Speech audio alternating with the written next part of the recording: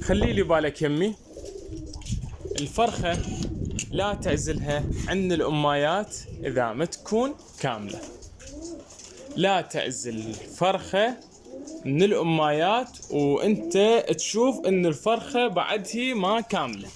يعني صح إنه أنت جاي تشوف الفرخة تلقط أو بدأت تاكل، لكن إنه بعد الأمايات جاي تساعدها من ناحية الزرع.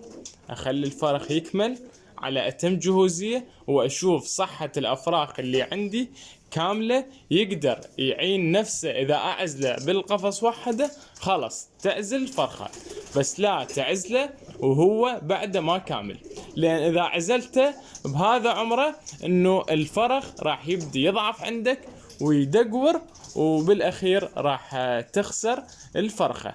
فحتى ما توقع بهذا الخطأ، أخلي الفرخات تكمل بصورة صحيحة جوا الأمايات، بعدين أعزل الفرخات بالقفص مالها.